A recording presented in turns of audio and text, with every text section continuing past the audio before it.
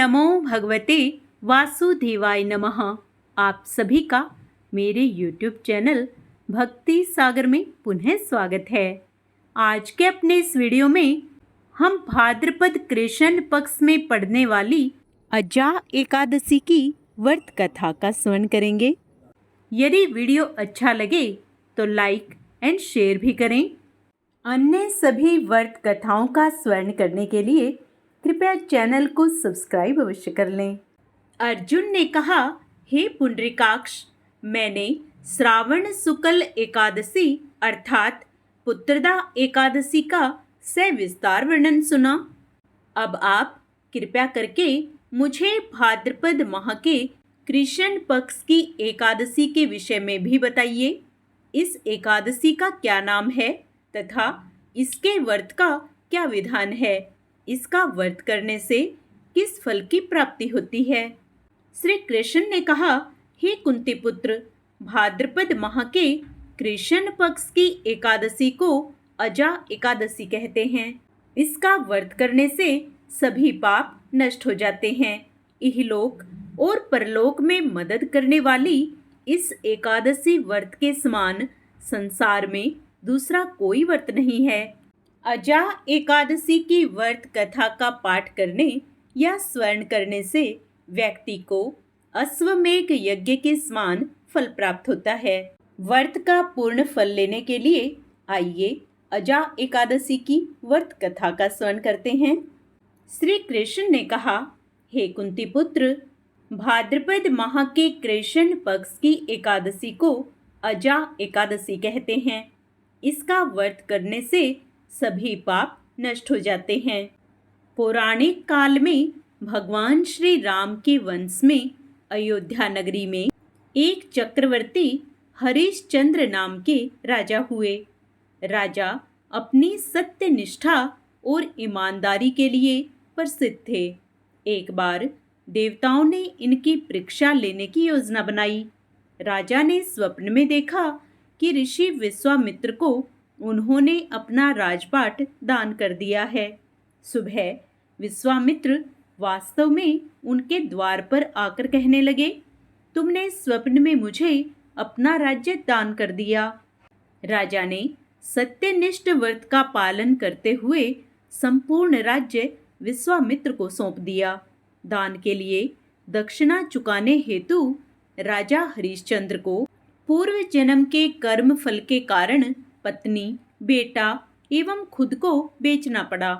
हरिश्चंद्र को एक डोम ने खरीद लिया जो शमशान भूमि में लोगों के दाह संस्कार का काम करवाता था। स्वयं वह एक चांडाल का दास बन गया। उसने उस चांडाल के यहाँ कफन लेने का काम किया, किंतु उसने इस आपत्ति के काम में भी सत्य का साथ नहीं छोड़ा। जब इसी प्रकार उसे कई वर्ष बीत गए तो उसे अपने इस नीच कर्म पर बड़ा दुख हुआ और वह इससे मुक्त होने का उपाय खोजने लगा। वह सदैव इसी चिंता में रहने लगा कि मैं क्या करूं, किस प्रकार इस नीच कर्म से मुक्ति पाऊं।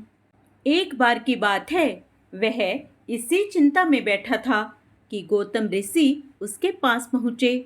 हरिश्चंद्र ने उन्हें प्रणाम किया और अपनी दुख भरी कथा सुनाने लगे। राजा हरिश्चंद्र की दुख भरी कहानी सुनकर महर्षि गौतम भी अत्यंत दुखी हुए और उन्होंने राजा से कहा, हे राजन, भादो माह के कृष्ण पक्ष की एकादशी का नाम अजा एकादशी है। तुम इस एकादशी का विधि विधान से व्रत करो और रात्रि को जागरण करो। इससे तुम्हारे सभी पाप नष्ट हो जाएंगे। महर्षि गौतम इतना कहकर आलोक हो गए। अजा नाम की एकादशी आने पर राजा हरिश्चंद्र ने महर्षि के कहे अनुसार विधान पूर्वक उपवास तथा रात्रि जागरण किया। इस व्रत के प्रभाव से राजा के सभी पाप नष्ट हो गए।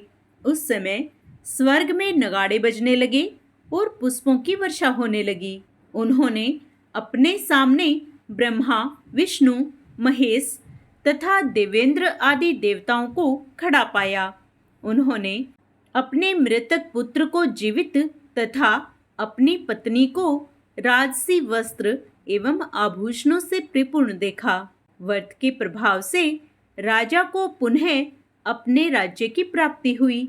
वास्तव में एक ऋषि ने राजा की परीक्षा लेने के लिए यह सब कौतुक किया था, परंतु अजा एकादशी के व्रत के प्रभाव से ऋषि द्वारा रची गई सारी माया समाप्त हो गई और अंत समय में हरिश्चंद्र अपने परिवार सहित स्वर्ग लोक को गया। हे राजन, यह सब अजा एकादशी के व्रत का प्रभाव था। जो मनुष्य इस उपवास को विधान पूर्वक करते हैं तथा रात्रि जागरण करते हैं, उनके सभी पाप नष्ट हो जाते हैं और अंत में वे स्वर्ग को प्राप्त करते हैं। इस एकादशी व्रत की कथा के स्वर्ण मात्र से ही अश्वमेध यज्ञ के फल की प्राप्ति हो जाती है। प्रेम से बोलिए जय श्री हरि। अब तुलसी व बुढ़िया माई की एक कहानी सुनते हैं। एक समय की बात है, सब महिलाएं तुलसी माँ को सींचती थी। सब महिलाएं तो तुलसी सींचकर आ जाती, पर एक बुढ़िया माई तुलसी माँ को सींचकर कहती कि तुलसा माता सबकी दाता, मैं तेरा बिड़ला सींचू, तू मेरा निस्तारा कर। तुलसा माता अडवा दे, लडवा दे, पीतांबर की धोती दे, मीठे मीठे ग्रास दे, वैकुंठ का वास दे। चटक की चाल दे, पटक की मौत दे, चंदन का काठ दे, झालर की झंकार दे, साईं का राज दे, दाल भात का जीवन दे, एकादशी का दिन दे और श्री कृष्ण का कंधा दे। इतनी बात सुनकर तुलसी माँ सोच में पड़ जाती। एक बार भगवान श्री कृष्ण ने तुलसी माँ को इस सोच का कारण पूछा। इस पर तुलसा माँ ने बताया कि एक बुढ़िया मेरे पास रोज आकर इतनी बात कहकर जाती है। इनमें से मैं बुढ़िया माँ को सब कुछ दे सकती हूँ, पर आपका कंधा कहाँ से दूं?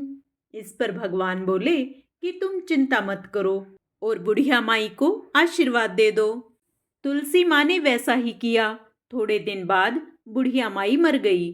सब उसे उठाने लगे, पर वह इतनी भारी हो गई कि किसी से भी ना उठी। सब कोई कहने लगे कि पाप घाट की माला फेरती थी, जिसकी वजह से इतनी भारी हो गई।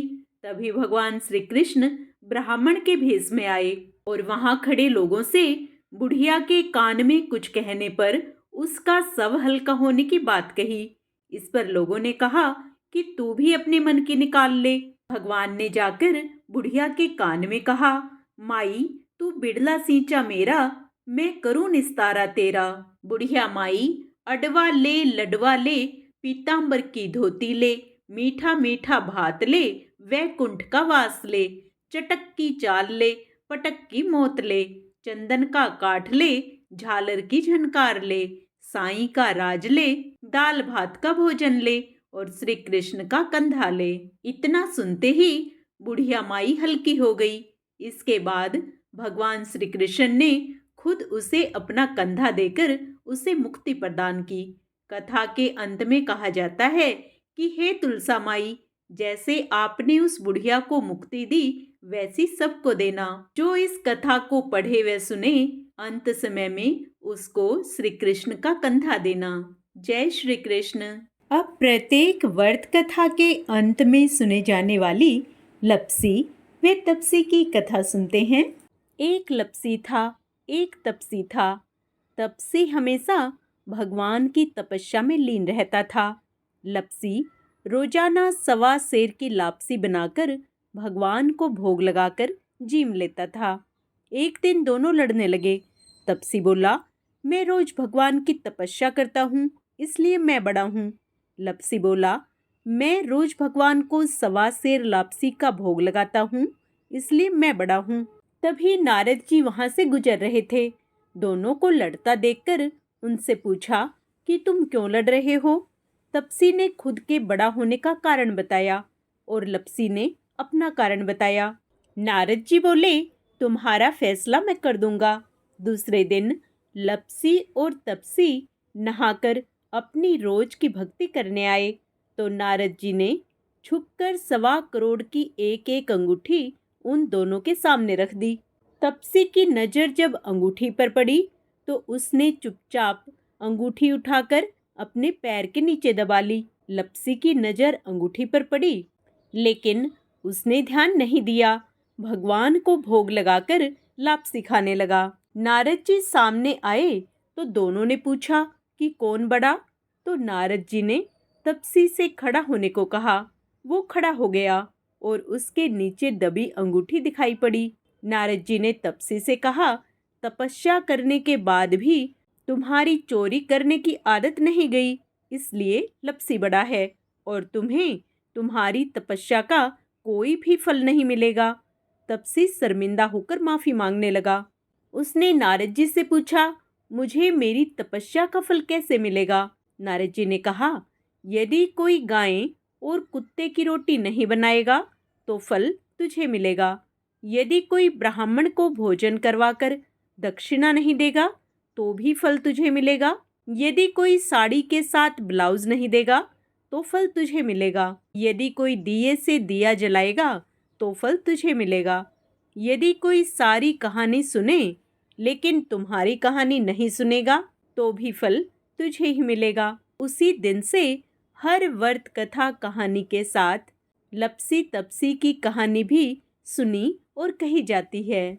अब हम सब मिलकर भगवान विष्णु की प्रिया माँ तुलसी की आरती करें।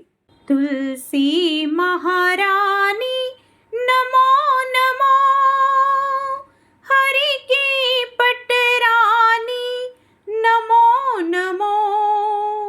तुलसी महारानी नमो नमो, धन तुलसी पूर्ण तप कीन्हो, सालिग्राम बनी पटरानी।